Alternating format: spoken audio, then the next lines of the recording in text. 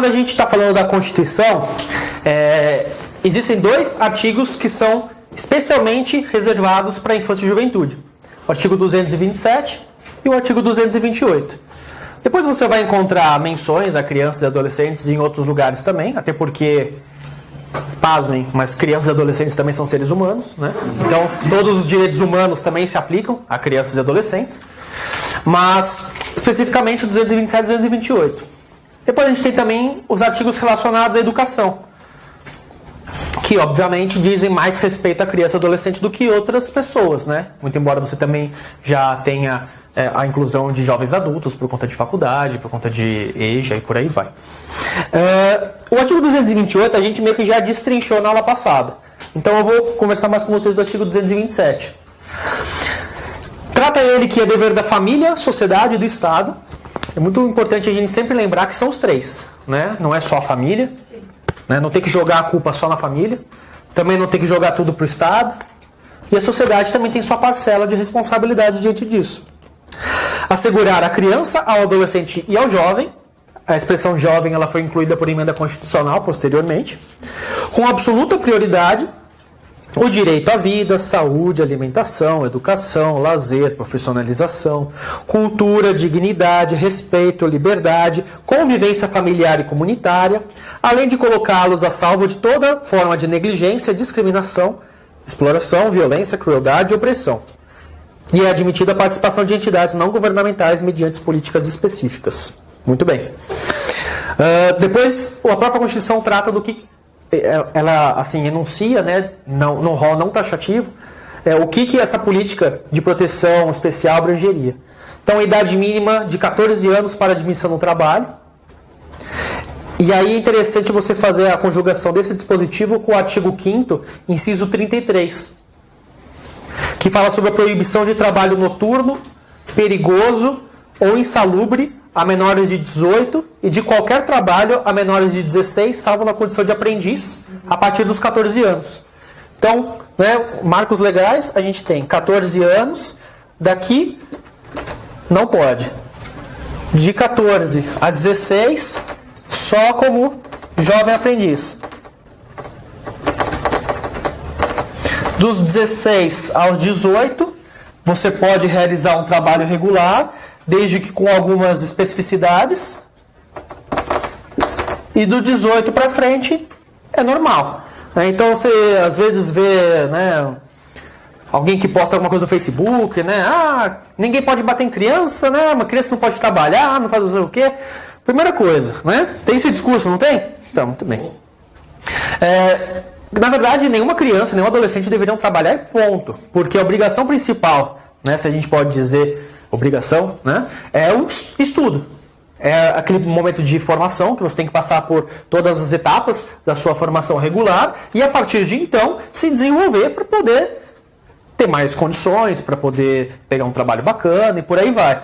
Então, na verdade, essa situação em que adolescentes precisam trabalhar precocemente, no mais das vezes estão ligados a condições de pobreza da família, em que se torna necessário que o adolescente ajude no custeio pagamento das contas em casa por uma questão de pobreza. Então esse discurso moralizante que normalmente vem, dizendo que o menor pode matar, né, só não pode trabalhar, coisa e tal, que normalmente vem colocado por esses gestores da moral, pessoal bem estabelecido, de classe média, não atinge eles, né, atinge normalmente outra parcela da sociedade. Outros ainda poderiam dizer, eu trabalho desde os 12 anos, né? E aí o exemplo pessoal, o Joaquim Barbosa, né? Eu sou negro, eu consegui estar aqui por mérito próprio, ninguém precisou ter cota, coisa e tal. Assim, não é porque você teve um caso que significa que é a regra. Não é porque você teve o seu caso de sucesso, né, que você está bem colocado, que você não poderia ter tido uma condição melhor, se você tivesse tido estudo e por aí vai. Então, como a gente está falando de pessoas ainda em condição especial de desenvolvimento, até 18 anos você tem determinada atenção, né? A partir dos 14 você pode trabalhar como jovem aprendiz até os 16, 16 a 18 normal com algumas especificações e 18 para frente normal, né? Um adulto, se vira, isso mesmo. Entra aí na lógica capitalista e bem-vindo ao mundo real.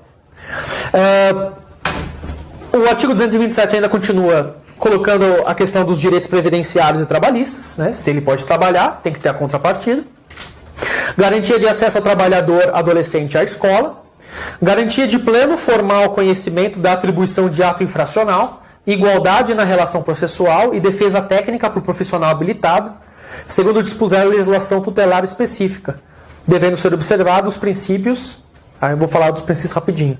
Legislação tutelar, lembrando que a gente ainda estava na égide do Código de Menores. A Constituição veio em 88, o ECA só veio em 90, por isso essa referência, ainda que seja uma referência ultrapassada. Respeito aos princípios da brevidade, excepcionalidade e respeito à condição peculiar de pessoa em desenvolvimento, quando da aplicação de qualquer medida privativa de liberdade. A Constituição, que é a norma, né, vértice da nossa estrutura piramidal, está dizendo que, se você vai aplicar uma medida restritiva de liberdade, ela tem que ser excepcional, ela tem que ser breve e durar o menor tempo possível para que a criança, para que o adolescente tenha a sua condição peculiar de pessoa em desenvolvimento respeitada. Não é muito o que a gente vê na prática, mas enfim. Estímulo do poder público ao acolhimento sob forma de guarda de criança ou ao adolescente abandonado. Prevenção e atendimento aos dependentes de entorpecentes e drogas afins. E aí há alguns outros dispositivos dizendo que os agressores sexuais têm que ter uma punição maior, né? A lei punirá severamente o abuso, violência e exploração sexual de crianças e adolescentes. Então a gente tem um mandamento constitucional, né, de criminalização, um mandado de criminalização. A adoção será assistida pelo poder público na forma da lei, que estabelecerá casos e condições de sua efetivação por parte de estrangeiros. A gente já falou sobre o assunto. Os filhos havidos ou não da relação do casamento ou por adoção terão os mesmos direitos e qualificações, proibidas quaisquer designações discriminatórias relativas à filiação. E há uma tese institucional da Defensoria Pública de São Paulo a respeito do tema, é a tese institucional número 4 de 2009, que diz que ao filho nascido de união estável aplica-se a presunção de paternidade, prevista nos incisos 1 e 2 do artigo 1597 do Código Civil, sob pena de negar-se vigência a esse parágrafo aqui do artigo 227 da Constituição. Beleza? Então tá bom. Vamos falar um pouquinho aqui dos direitos da criança e adolescente, já entrando um pouco mais a miúde no ECA e também na Lei de Diretrizes e Bases. Vamos falar então de direito à educação. O direito à educação ele também encontra a sua origem na própria Constituição. Ele já é disposto logo desde o começo por ali, sendo que a Lei de Diretrizes e Bases, para quem já teve a experiência de tê-la em mãos, é uma lei extensa que, bem, né, detalhado, coloca aí as questões, como deve ser dividido, como é que deve ser atendido, quais são as matérias que as crianças têm que cursar e por aí vai. Bom, pela Constituição e pela Lei de Diretrizes e Bases, porque o ECA não fala tanto, nós temos a educação escolar, que é a única concebida hoje como aquela que pode dar a formação para crianças e adolescentes. Essa educação escolar, ela se divide em educação básica e educação superior. Da educação superior, a gente não vai falar muito. Diz respeito a faculdades, na universidade. Existem adolescentes que cursam a universidade? Até existem. Mas como são uma parcela muito pequena, a gente não vai abordar isso no momento. A educação básica, por sua vez, ela se divide em dois segmentos. A educação infantil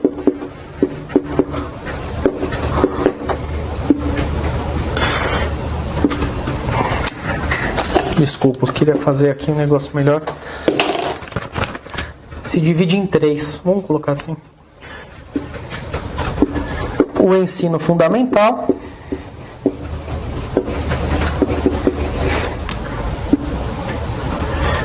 E o ensino médio.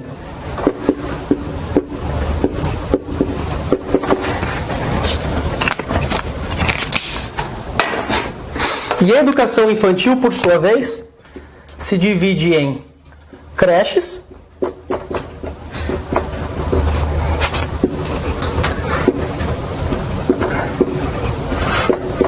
e as EMEIs.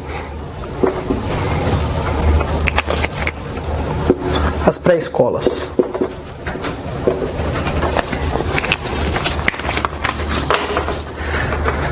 Tá. E como que é feita essa divisão? Né? Essa divisão ela é feita por anos, né? Por idade. É dessa forma que acabam sendo classificadas as crianças. Né? Quando a gente fala sobre creche, quem pode frequentar a creche? Crianças de 0 a 4 anos incompletos. Ou, como vocês vão encontrar em alguns lugares, de 0 a 3 anos. Né? Fica meio bagunçado se engloba 4 anos ou não. Até 4 anos incompletos. A idade destinada para as pré-escolas é de 4 a 6 anos incompletos.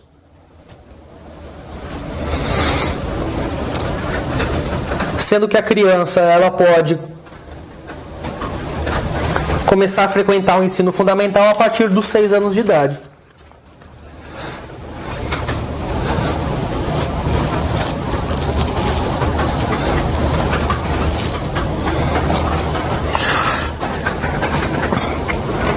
Muito bem. A educação infantil, não. Mas o ensino fundamental e o ensino médio, eles são de matrícula obrigatória para os pais. Tá? Qualquer uma dessas educações básicas, elas são de fornecimento por parte do Estado. E quando eu digo Estado, são os entes, né? Estado, município, tá? Elas são de fornecimento obrigatório, mas obrigação aos pais de realizar a matrícula, ensino fundamental e ensino médio. Tá? O ensino ele é tido como obrigatório, e aí tanto para o poder público quanto para os pais, eles têm que realizar a matrícula. E ele é tido como direito público subjetivo. Então, você tem o direito de entrar com uma ação para solicitar aquele direito previsto, né, execução imediata.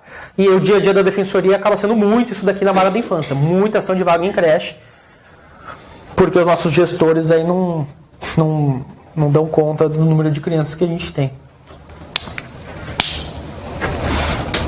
E o ensino médio é aquele famoso colegial. Tá. Bom,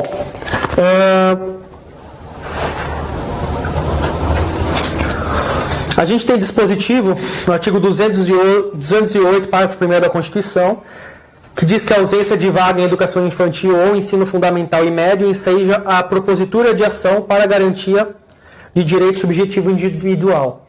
Sobre esse dispositivo, eu vou fazer menção. É artigo 208, parágrafo 1º.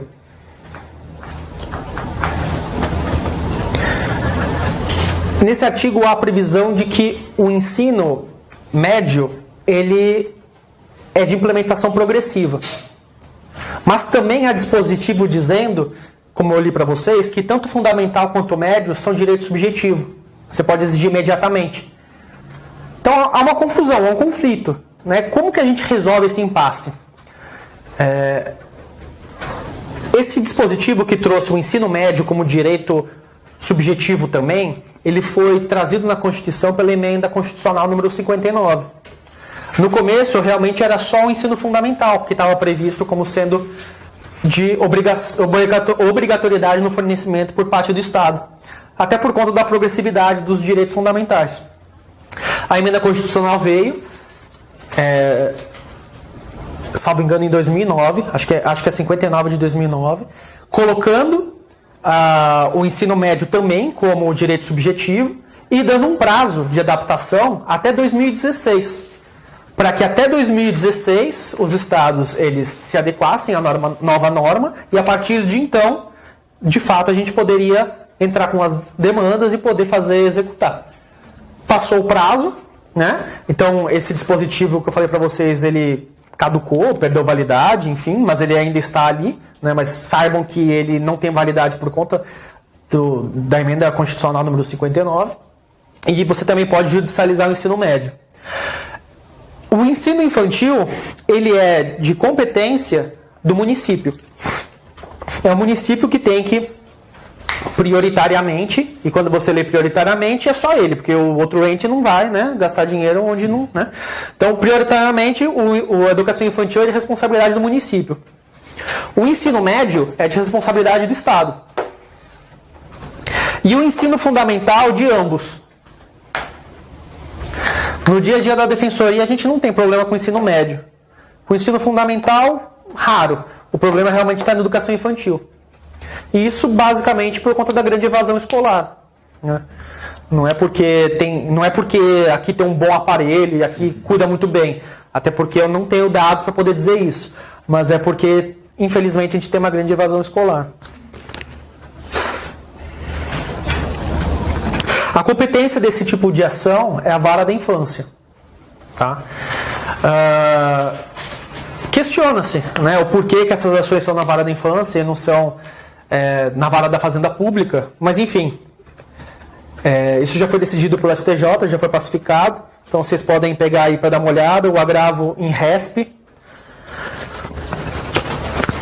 número 1120-631.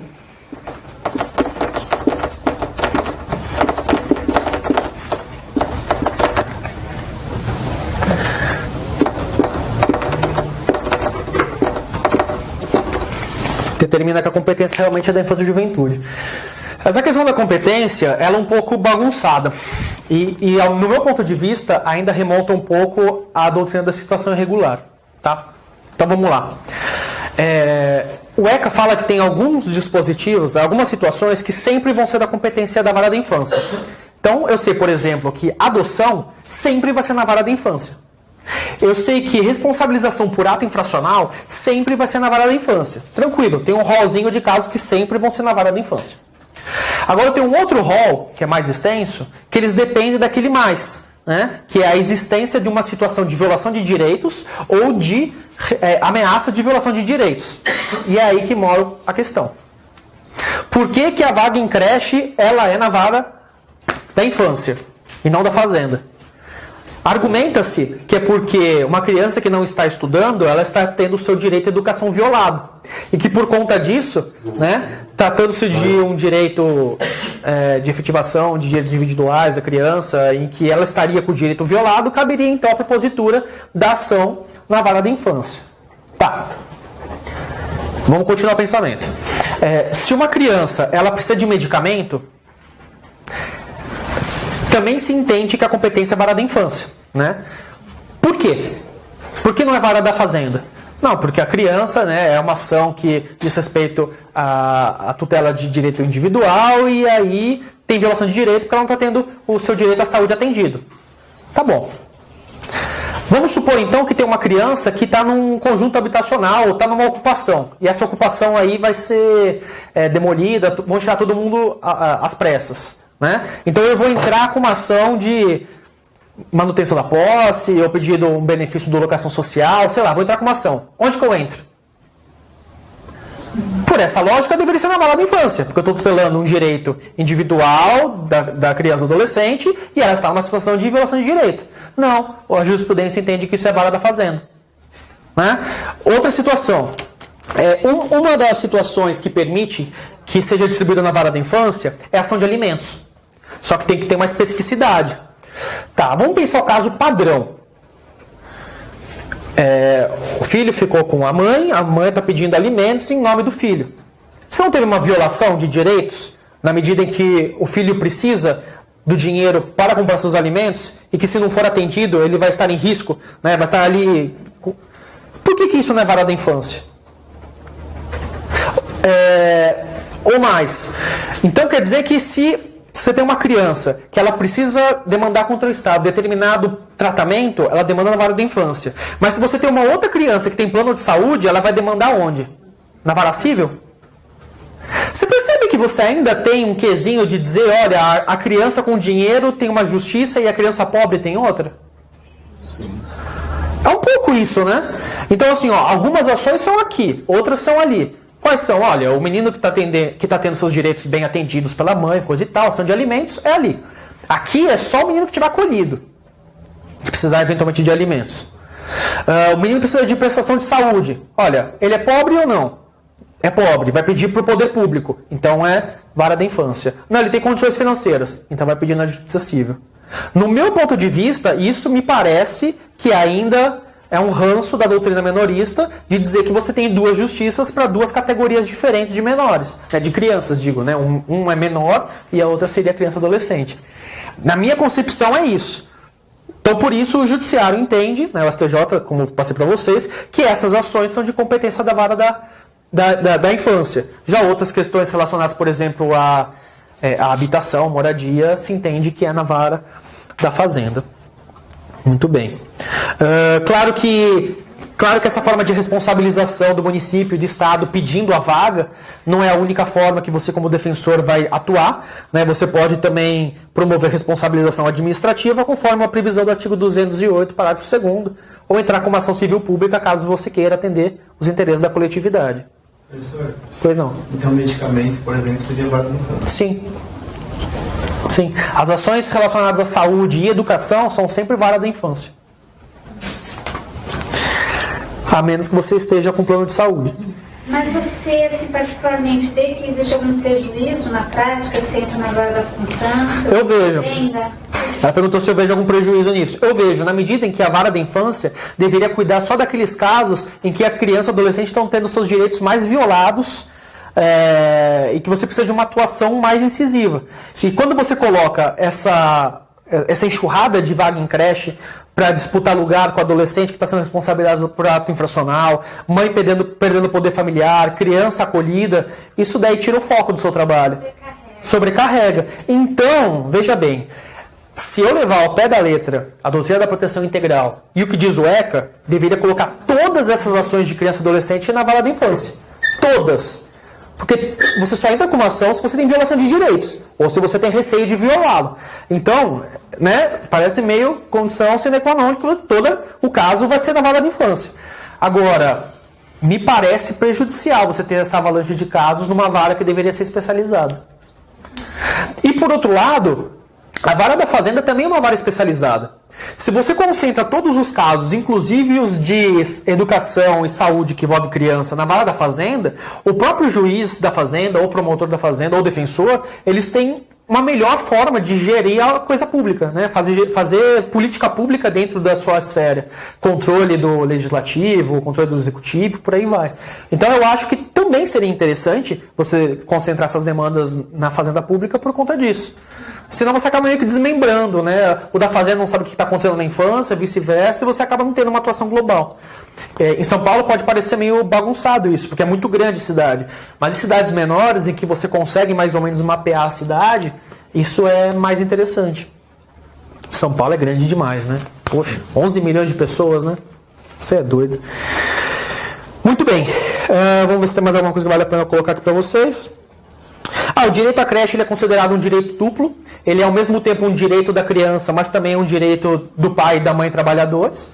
Né? Tanto que a origem da creche ela remonta exatamente ao começo do século passado, em que os pais precisavam colocar a criança em algum lugar, sob pena da mãe não poder integrar o mercado de trabalho. Né? E aí, para a década de 50, houve uma participação massiva das mulheres, né, passaram a compor o mercado de trabalho. Você precisava, de alguma forma, deixar essas crianças em algum lugar. Então, qual é a melhor forma? Né? O que é mais barato para o poder econômico, se não deixar isso a encargo do poder público? Né? Então, por isso que, primeiro de tudo, a questão do fornecimento de creche veio como um direito trabalhista, assistencial, para depois acabar integrando também o rol dos direitos da criança, até porque o direito da criança veio muito mais tarde do que os direitos da proteção aos trabalhadores. Né? Então, tanto é um direito da criança quanto da mãe e do pai trabalhadores. Por isso que muitas vezes, né, você tem alguns debates, por exemplo, olha, a mãe quer que a criança fique o dia inteiro na creche. E aí vira o gestor da ocasião, vira o juiz, vira não sei o que e fala, olha, vamos fazer o seguinte, não vamos mais conceder vaga integral. Vamos conseguir só meio período. Porque onde cabe uma no integral, cabem duas no meio período. E a gente resolve o problema das creches. Beleza, você resolve, de repente, eventual questão da criança. Mas você não resolve em nada a questão dos pais trabalhadores. Porque de que me adianta ter um período parcial se eu trabalho o dia inteiro? Né? Meu patrão vai me mandar embora se eu não ficar aqui o período inteiro, se eu não tiver com quem deixar. Então, é por isso que quando você defende direito à creche, você não defende só o direito da criança, mas defende também o direito dos pais. Lembrando que, inclusive, o direito à creche está previsto também no artigo 7º, inciso 25 da Constituição. Ou seja, lá no rol dos direitos trabalhistas.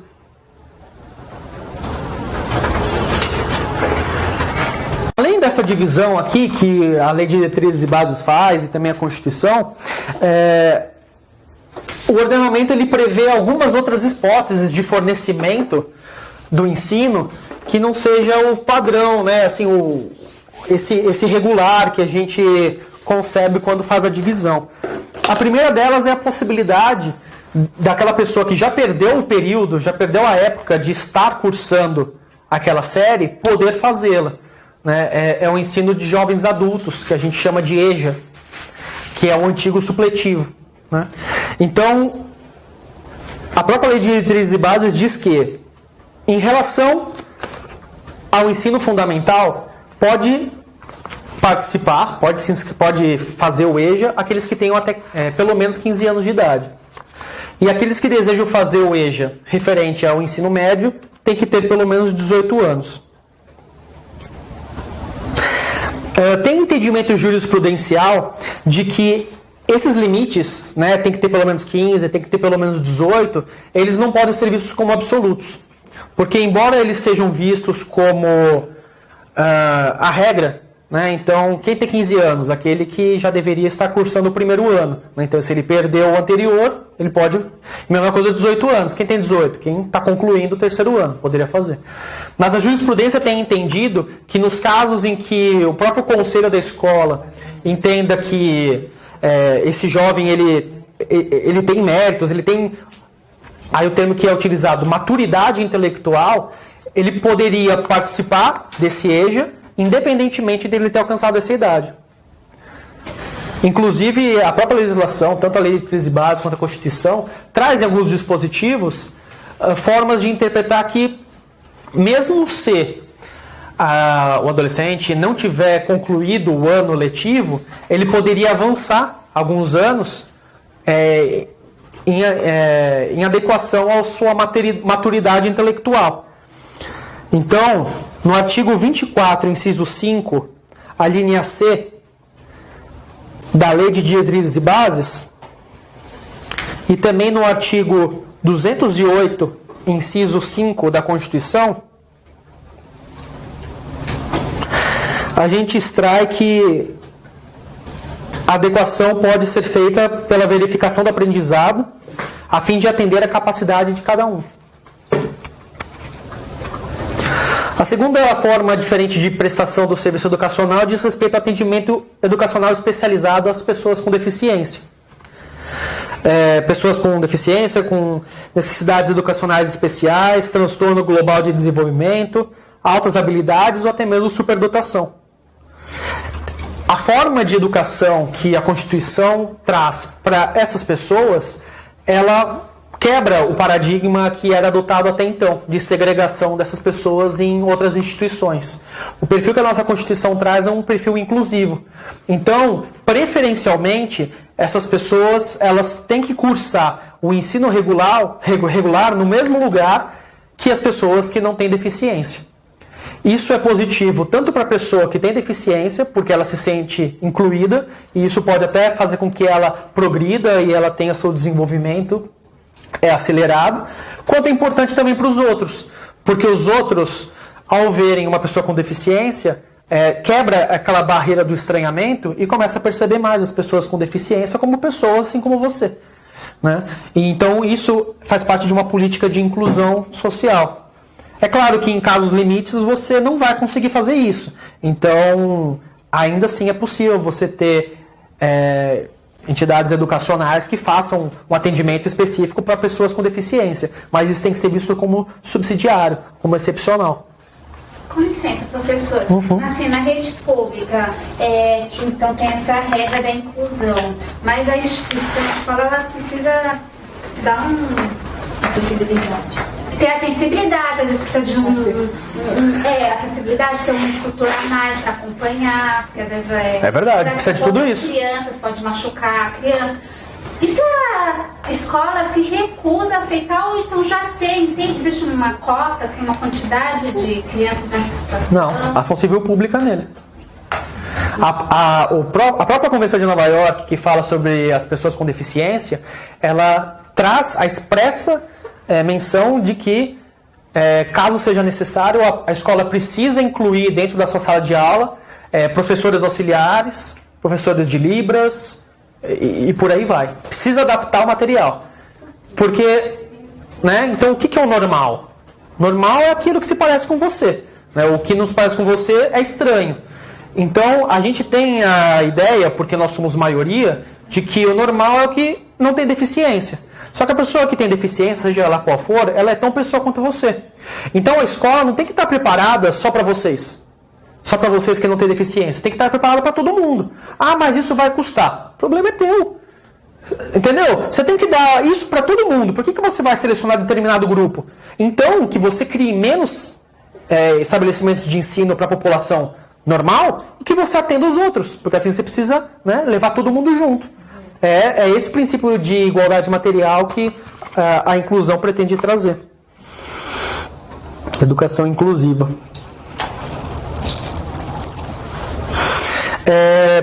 Dê uma olhadinha depois na ação direta de inconstitucionalidade, número 5.357.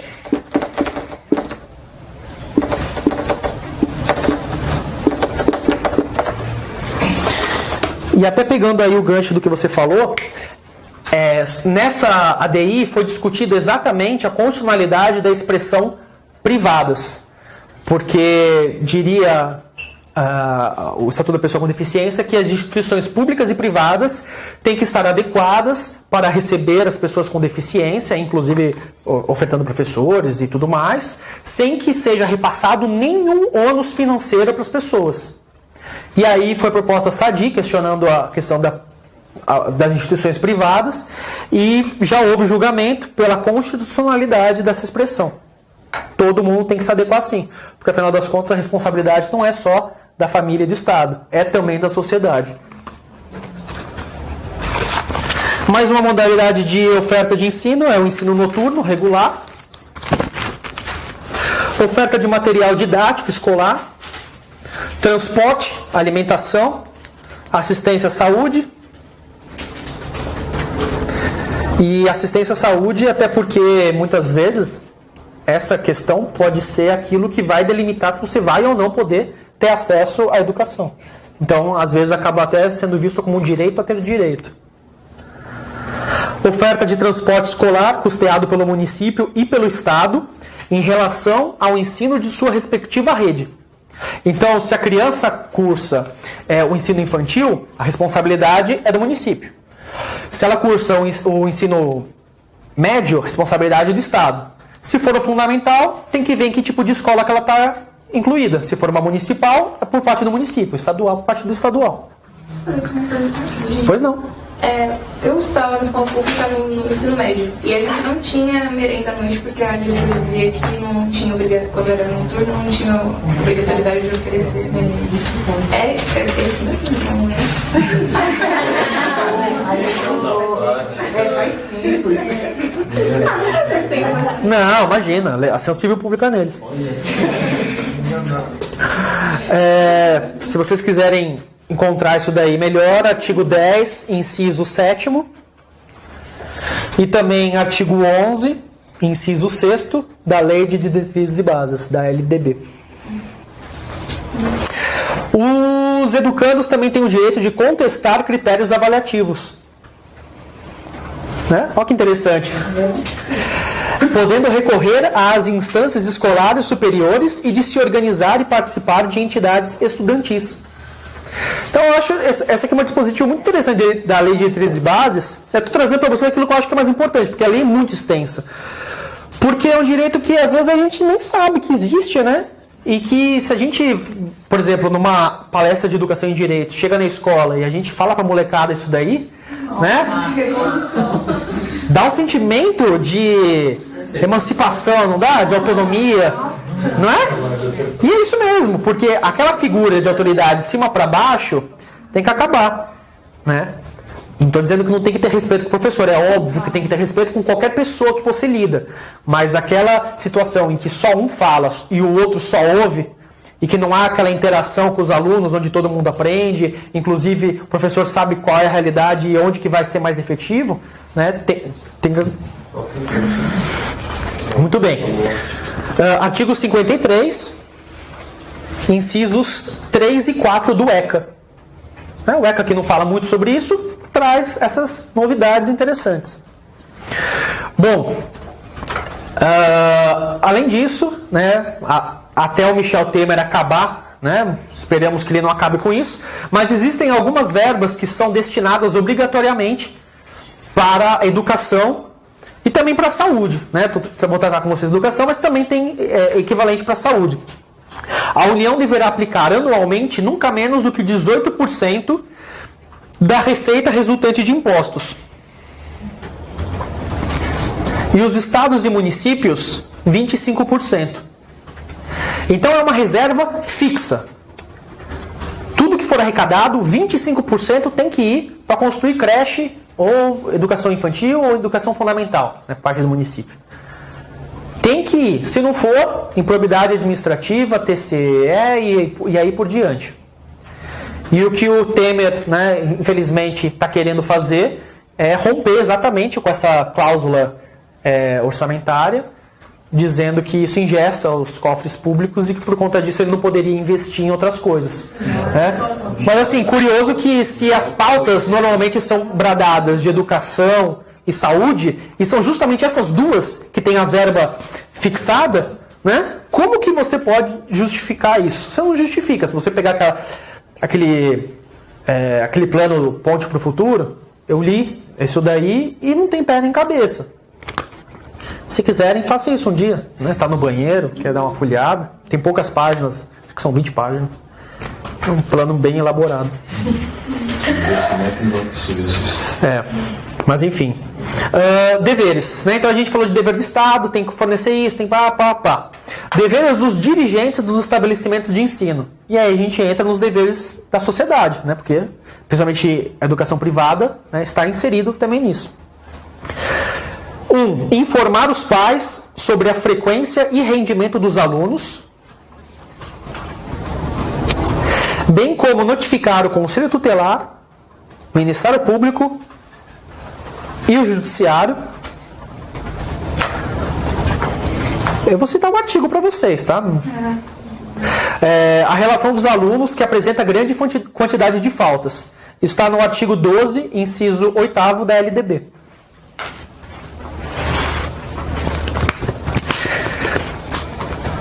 Então, muito bem. Então, vamos lá. Tem que informar os pais sobre a frequência dos alunos, bem como o Conselho Tutelar e MP Judiciário, se tiver muitas faltas.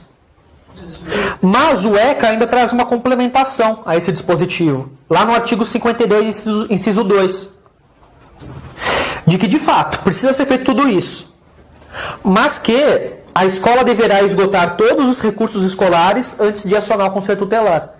Ou seja, a escola faz parte disso, ela tem que ser chamada para responsabilidade. Então, o menino está faltando, não é para sair já acionando os outros. Você, diretor da escola, tem que ligar, talvez mandar alguém para ir na casa dele, para entender o que está acontecendo, conversar, fazer uma reunião, né, chamar reunião de pais e tudo mais. Não conseguiu? Aí vai lá, chama o Conselho Tutelar, Ministério Público, Judiciário e tudo mais. Mas você tem que chamar a escola para fazer o seu papel protetivo também. Comunicar ao Conselho Tutelar os casos de maus tratos envolvendo seus alunos e elevados níveis de repetência. Isso está disposto no artigo 56, inciso 1 e 3, sobre pena da infração administrativa do artigo 245 do ECA. 245 do ECA. Bom, então a gente falou sobre o dever do Estado, o dever da sociedade, algumas coisinhas. O dever dos pais seria basicamente de matrícula obrigatória das crianças.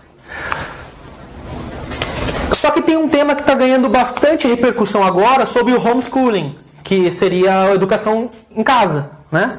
Poderia um pai se negar a matricular a criança no ensino regular, dizendo que você mesmo iria dar educação para o seu filho em casa? Acho que fora existe muito disso, né? Existe. Acho que nos Estados Unidos são 4, 6% de toda a população que faz isso. Isso tem ganhado bastante força depois de duas questões.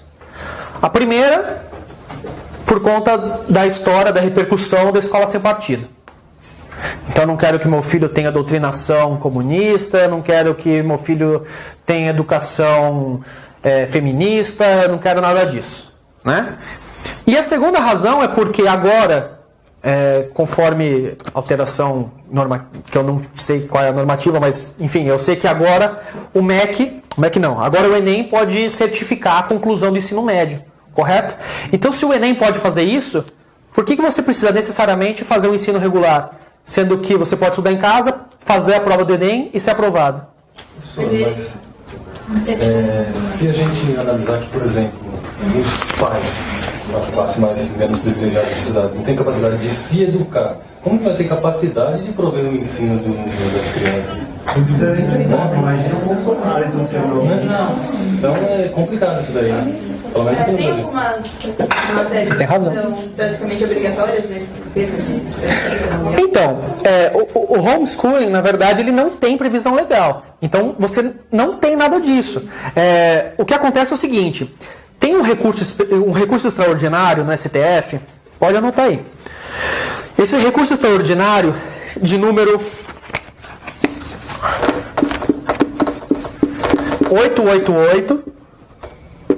888-815, que está hoje sob a relatoria do ministro Barroso, é uma ação que foi proposta, né, foi subindo, coisa e tal, por um casal de pais que não queria que a filha estudasse no ensino regular e que queria poder ter a oportunidade de fazer o ensino próprio, né? Basicamente usando esse argumento de que agora que o Enem pode certificar a conclusão do ensino médio, não teria necessidade obrigatória de concluir todos os anos na forma como a lei coloca. E aí, nesse recurso, os pais da criança sustentam o seguinte, que restringir o significado da palavra educar simplesmente à instituição formal, restringir o significado da palavra educar simplesmente à instrução formal numa instituição convencional de ensino, é não apenas ignorar as variadas formas de ensino, agora acrescidas de mais recursos com a tecnologia, como afrontar um considerável número de garantias constitucionais, como o princípio da liberdade de ensino, do pluralismo de ideias e de concepções pedagógicas, citando inclusive para isso o artigo 206, incisos 2 e 3 da Constituição, tendo-se presente a autonomia familiar. Você é favorável? Não. Então, vamos ver, né? Até onde eu soube, o PGE representou parecer favorável. Né? Então, assim, é algo que a gente vai ter que debater. Tanto o homeschooling quanto a escola sem partido. Né? Quando eu falei para vocês sobre a educação inclusiva, né, sobre as pessoas com deficiência, uma das coisas mais bonitas que tem é exatamente a possibilidade de um aprender com o outro nessa troca de experiências e de você perceber que a desigualdade, ela faz parte da vida, né, e que não é porque uma pessoa tem uma dificuldade em alguma coisa que ela é menos do que você. Quando você tem opiniões contrárias na mesma sala de aula, isso também é positivo, porque te faz ter pontos de vista diferentes. E, inclusive, é muito positivo que você tenha professores que digam vertentes diferentes para você poder formar o seu pensamento. Né? Diz-se mal, né, da doutrinação feminista, da doutrinação comunista, mas quando você restringe e coloca em homeschooling e você vai ter a educação fornecida pelos seus pais, você também não está tendo uma educação que já está sendo direcionada pelos seus pais? Ou seja, você não está tendo opção de ver outras possibilidades. Você vai estudar aquilo que seus pais quiserem que você estude. Seja com eles, ou seja eles contratando alguém para vir dar aula em você. Porque isso existe para as pessoas que são mais endinheiradas. Né? Então, veja bem, se você está querendo ser contrário a... Não, mas a doutrinação marxista... Coisa, tá, o que você vai fazer? Você vai então doutrinar ele só com doutrinação liberal, é isso? Não é a mesma coisa? Qual que é a diferença? Né? É o que você gosta, não é o que o outro gosta? Só que o filho, né, tem uma frase legal que é bonita, o filho não é seu, né? Você cria filho para o mundo. Então, se você quiser ali manter a sua criança, né, o seu filho, sempre com você, educar que ele seja que nem você, igual a você, ele não vive, exatamente. Até porque, eu não sou psicólogo, também não estudei tanto a fundo, mas dizem que é extremamente importante você colocar a criança, sei lá, 3, 4 anos pelo menos, em contato com outras, creche, escolinha, não sei o quê, para ela perceber que além do eu, existe o outro. Porque se ela acha que tudo é o eu, né, principalmente filhos primogênitos, exatamente, filhos únicos, que tem sempre a atenção, né, pelo que eu já discuti aí com a psicóloga do campus e tal, acabam vendo muito que a mãe é sua extensão. Né? Então, até reconhecer que tem um espelho, que ela é diferente da mãe, que ela faz, né, assim, vai assim, e que a criança que está junto com ela vai chorar, tanto quanto ela vai chorar, ela percebe que tem limites. Né? Aquela questão do meu direito termina quando começa o do outro. Então, você só consegue aprender isso vivendo em sociedade. Então, me parece muito complicado, primeiro, essa questão do homeschooling, porque você não vai ter o conflito de ideias, que é aquilo que faz você progredir.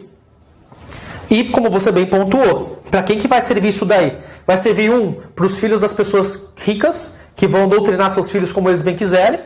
E 2, imagino que talvez seja uma válvula de escape que pessoas pobres vão usar e que o Estado vai poder se justificar nisso para não prestar o ensino para todo mundo. Porque o abandono intelectual é um crime. Então, vamos imaginar uma situação que o Conselho Tutelar chega lá e vê que a criança não está estudando.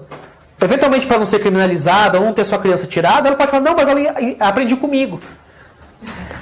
Ah, não pode aprender com você porque você é analfabeto. Ah, então queremos dizer que só quem tem dinheiro e condições financeiras adequadas que pode passar por isso. Qual que é a igualdade que você tem nisso? Então, assim, me parece questionável em muitos pontos, principalmente pela nossa legislação posta, que torna obrigatória a matrícula. Depois, se for mudar isso por emenda constitucional, beleza, aí é outra questão. Aí a gente vai falar sobre as questões políticas efetivamente. Agora, me parece que normativamente você já consegue barrar logo pelo artigo 208. E pelos artigos aí que falam sobre a obrigatoriedade do ensino. E a questão do escola sem partido, né, que também é algo que eventualmente pode ser cobrado, no meu ponto de vista também é outra baboseira. Né? Porque a escola sem partido, na verdade, ela tem um partido. É o partido da manutenção das coisas como elas estão. Né? Então, até li esses dias aí uma historinha, nem lembro qual que era, mas era alguém se passando por agente do governo, né, ligando para os professores. Né? Então, estava lá ligando para o professor de matemática, ô fulano, olha, a gente viu seu livro, a gente precisa revisar algumas coisas. Revisar o quê? Não, sabe aquela parte de divisão? A gente precisa cortar essa parte fora. Mas como assim cortar fora? Não, divisão é coisa de comunista, não pode. Então como é que eu vou ensinar meus alunos? Não importa, porque na matemática sem partido a gente não tem divisão. Né? Ou então, questão do português. Olha, sabe esses livros que você tem aí de literatura? Bom, nem acho que deveria ter literatura, mas vamos voltar para os clássicos. Né? Quem são os clássicos? Vamos estudar Camões, não sei o que lá. Assim, mas estudar Machado de Assis? Ih, aquele negro? Não, de jeito nenhum. Isso daí Perceba, se a gente começa a questionar o que é político e o que não é, primeiro, a gente vai entrar numa paranoia de achar que tudo é político. E segundo, tudo é político. Tudo é político, seja de um lado, seja de outro. Por quê? Porque política é a convivência em sociedade. Né? Já diziam os gregos, que é o próprio do ser humano. Né? É conviver em sociedade. Então, não importa se eu estou falando para você só matemática, ou se eu estou falando para você história. Ou se eu estou falando para você sociologia. Tudo sempre vai ter uma implicação política. Ainda que seja para transformar você num técnico. Isso é uma escolha política. Isso aí não é verdade. A gente tem um prefeito que é administrador. Né? Gestor.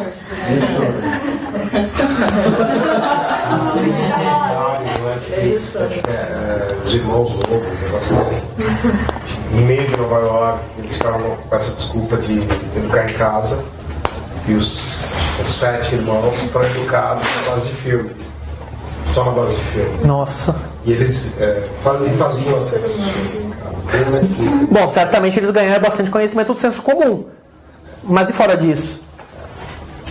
Então, por exemplo, a gente tem o nosso caso aí do cidadão, né? De novo, tô indignado com esse cidadão aí que se masturbou na menina. Né? Direito penal vai resolver a vida dessa pessoa? Não vai. Embora a gente esteja aqui inflamado, querendo que o cara morra, né? Ou que faça a mesma coisa que ele fez, né? Mas não vai. No máximo a gente vai botar esse cara na cadeia, ele vai ser estuprado lá dentro, um dia ele vai sair e ele vai voltar pior do que entrou. Né? Direito penal não resolve o problema de ninguém. Leia um texto da Maria Lúcia Caram, Esquerda Punitiva.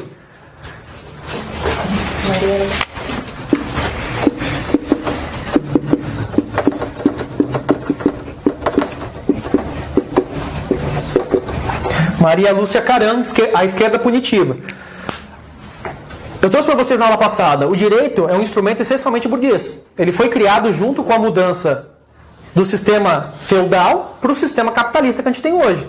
Ele serve para poder manter as relações comerciais da forma como elas estão, e inclusive por meio do direito penal ter aquela força coercitiva para manter cada um no seu lugar. Então, se o pessoal que se diz de esquerda começar a entrar na mesma onda e começar a querer usar o direito, né? O direito penal é patrimonialista, então vamos tirar esse, né? Vamos usar ele para proteger homossexuais, para proteger a mulher, na boa. Quem vai continuar sendo preso? O mesmo pobre que ia ser preso por qualquer outro tipo de crime. O sistema vai continuar pegando as mesmas pessoas. Então, assim, por mais que o ímpeto fala, não, tem que ter feminicídio, tem que ter não sei o que lá, as melhores medidas que a gente tem hoje, jurídicas, para proteger a mulher, são as medidas protetivas da Maria da Penha, aplicáveis independentemente da criminalização. Por quê? Porque você corta o cara, né? Tira o cara de perto. É o cara que está causando tumulto? Tira ele de perto. É que infelizmente só fazem isso para as pessoas que chegam a ser processadas, condenadas e aí pegam prestação de direitos ou surcículos e tal. Mas há um serviço ali, há um programa que criaram chamado E Agora José. Então todos os homens que foram condenados ali, eles necessariamente têm que cumprir um semestre de assistir palestras com professoras feministas. Mas acho que boa parte é dado por homens também, para que eles possam ver que feminismo não é coisa só de mulher, é coisa de homem também. Então você pega essa população pobre, porque são os pobres que são presos, né? Não é o cara que bate num condomínio de Jardins da Mulher que vai passar pelo sistema penal, né? Então você vai ter o pessoal pobre que foi criado de uma forma grosseira, bruta, que muitas vezes o carinho que tem do pai é um soquinho no ombro, né? E você vai botar ele para ser educado. E é por isso que eu falo, escola sem partido, né? Meu filho vai ser feminista, não sei o quê. É ótimo que crianças tenham desde o começo educação sobre gênero. Porque só quando você começa a compreender questões relacionadas a gênero, a sexualidade, masculino, feminino, transgênero, cisgênero e por aí vai, você começa a possibilitar um convívio mais harmônico na sociedade. Parar de ver o outro como um outro, né, e ver ele mais como um igual. E aí você começa a quebrar todas essas coisas que a gente naturaliza, como piadinha, né? Ah, piada não tem nada demais, né? Olha o mimimi de quem... Porque isso... Entra na sexualidade muito precocemente, entendeu, professor? Então, ótimo, fantástico. Eu, particularmente, eu não gostaria que meus filhos entrassem nesse diálogo, porque nem questão que eu não sou preconceituosa, mas eu acho que não é a idade para introduzir nesse... Tá, duas coisas. Primeira coisa, se a criança ela entra muito precocemente na sexualidade, eu imagino que você queira dizer... Eu imagino que você queira dizer sexo. É isso? Sexo propriamente, mas de namoro. Perfeito. Então, não seria muito interessante se essa criança tivesse desde o começo uma preparação para mostrar como que você tem que se respeitar, não no sentido moral, mas assim, no sentido de adequação, respeitar seu período, respeitar seu momento, ainda que aconteça, quais são os métodos preservativos que você eventualmente pode usar, o que eventualmente alguma pessoa que pode te encontrar na rua e possa querer fazer, né, um abuso sexual, como você percebe, como você identifica. Não seria interessante se a criança já tivesse desde logo algum conhecimento, inclusive para não ser vítima de pessoas mal intencionadas? Isso eu penso, né? Eu, assim, na minha visão, parece que quer introduzir a criança ainda muito imatura, para já introduzir nessas conversas. É por isso que é importante o debate, né? Se fosse só no homeschooling, cada um ia ter, né? Precisa ouvir. Sim, sem problemas. Eu falei, por um lado, isso. E por outro lado também, né, desmistificar um pouco a questão da sexualidade. Né? A sexualidade não como pecado, não como coisa suja, mas como uma coisa natural do ser humano. Né? Crianças têm sexualidade desde que nascem. Só que qual sexualidade é? Sexualidade alimentar. Né? O primeiro, tanto que Freud fala das fases. De novo, eu não sou psicólogo, mas o pouco que eu li, você tem a fase oral, você tem a fase anal. O que é a fase oral? Você sente prazer pela boca. Então, você está ali, né, e é a sua fonte de prazer. O que é a fase anal? É quando você defeca. Né? E aí, sei lá, o pai fala, olha, que cocô bonito que você tem aí. Sabe, aprecia a obra que você fez. É um negócio muito tosco, mas enfim, é o que tem por aí. Então, a sexualidade, ela existe desde sempre. Desde que você nasce. A questão é o abuso que se faz dessa sexualidade. Né? Então, por exemplo, quando você vem e fala lá no Código Penal do artigo 217A, sobre o estupro de vulnerável, e você fala que fazer relação sexual com um menor de 14 anos é crime, ponto, isso é um desrespeito à dignidade sexual da própria criança e adolescente. Como assim? Bom, vamos lá, a gente costuma falar do adulto. Mas e um menino de 15 anos que faz sexo com uma menina de 13? Isso é ato infracional. Ele vai responder. E em tese, com violência... Não tem violência, mas violência ficta, né? Em tese, com medida de internação. Um exemplo esdrúxulo. Duas pessoas de 14 anos... duas pessoas de 13 anos fazem sexo uma com a outra. Isso daí é tanto ato infracional dos dois, porque eles sabiam o que estavam fazendo, porque eles já respondem por ato infracional desde os 12, quanto os dois são vítimas. Porque eles não têm 14 anos, então eles não sabem o que estão fazendo. Entendeu? Outra coisa, a gente fala de relação sexual como se fosse sexo. Mas a relação pode se dar muito além disso. Né? O beijo na língua, né? Beijo de língua, é tido na jurisprudência como um ato lascivo. Por que é um ato lascivo? Porque você está lá botando suas emoções para fora. Isso é um ato libidinoso. E aí, você não pode beijar na boca até os 14 anos, é isso? Entendeu? Então, assim, algumas questões precisam ser introduzidas desde logo. Não estou dizendo, talvez, que precisa, talvez, chegar com tudo, né? Talvez com 4 anos, né? Também, né? Mas, assim, precisa introduzir essas questões até para que quando ela vire uma mulher, quando ele vire um homem formado, ele entenda, né, que a relação sexual não é uma relação de dominação. Que o gay não é menos porque e que a relação entre homossexuais, ela não tem quem é o macho da relação, né? Como se um mandasse no outro porque tem o pênis e enfia, né? De repente a gente teria uma sociedade transformada. Não é prendendo o cara e jogando ele na prisão, porque vai continuar assim, porque a sociedade é machista. E o cara vai preso, vai sair de lá pior ainda, vai sofrer um monte de violência. Na direito penal saiu para quê? Para diminuir a violência na sociedade ou para aumentar? Mas quando você coloca esse tipo de formas educacionais, você consegue de fato mudar desde o começo ali a forma como compreensão. Vai ser duro no começo, vai ter resistência, vai ter a galera que vai querer fazer o homeschooling cada vez mais, mas enfim, né? Nenhuma luta por direitos é dada de mão beijada, é tudo brigado. Gênero para criança na escola, não tem alguma legislação? Nada. Mentira. Veja bem, tem algumas cidades que expressamente nos seus planos municipais de educação disseram que está proibida a discussão sobre gênero. Santo André é uma dessas cidades, por exemplo. Inclusive em Santo André tem 2 menções à proibição de se falar sobre gênero. A Defensoria Pública tem entrado com algumas ações civis públicas para declarar a inconstitucionalidade, ilegalidade, enfim, não sei direito o fundamento que eles abordam, dessas legislações municipais, e tem ganhado. Uma cidade linda tiraram do plano municipal, professor. Bacana. Tinha antes, mas não tem mais. Bacana. Então, se diz, alguma lei fala sobre isso? Nenhuma lei fala, a não ser para cercear direitos. Né? Dizendo, olha, não pode ter aqui. Mas por que não pode? É tabu? Né? Tudo que é tabu precisa ser investigado. Por que é tabu? Por que eu não posso falar? Na verdade, tudo que é censurado, a gente tem a vontade de fazer o contrário, né? Então agora que eu vou querer saber. Eu até penso, né? Deixo a ideia aí pro pessoal de casa, quem tiver interesse, né? Vamos supor que cansou de estudar, não quer mais ser defensor, não deu nada certo. Monta uma instituição educacional de gênero. Né? Eu não tenho onde aprender gênero. Onde eu vou aprender? Olha, tem um curso de gênero.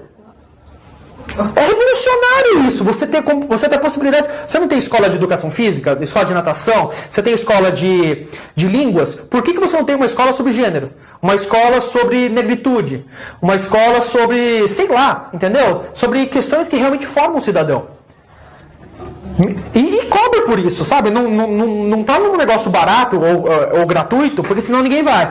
Né? Aquela questão, é voluntário. Não, transforma num negócio dentro dessa estrutura capitalista. Né? Você vai mudar o sistema? Você vai quebrar o sistema? Não vai. Mas pelo menos você vai estar tornando pessoas mais conscientes para evitar que retardados se masturbem nas mulheres. Entendeu? É isso. Bom, só o último dispositivo que eu quero dizer que é interessante. Consta da Lei de Diretrizes e Bases que o calendário escolar deverá incluir o dia 20 de novembro como o Dia Nacional da Consciência Negra. É meio inusitado você ter isso numa lei, mas enfim, está na Lei de Diretrizes e Bases. Aliás, sempre isso está previsto em lei, mas é inusitado você ter isso numa lei que você estuda para o concurso. Né? Então, eventualmente, saibam que tem a disposição expressa na Lei de Diretrizes e Bases. Gente, é isso aí. Muito obrigado pela presença de vocês nessa sexta-feira. E saibam que quem não vier na sexta-feira está ferrado, porque eu só dou aula de sexta. E a próxima aula que eu vou dar vai ser só lá para outubro, porque eu vou sair de férias agora. É isso aí. Obrigado, gente. Até mais.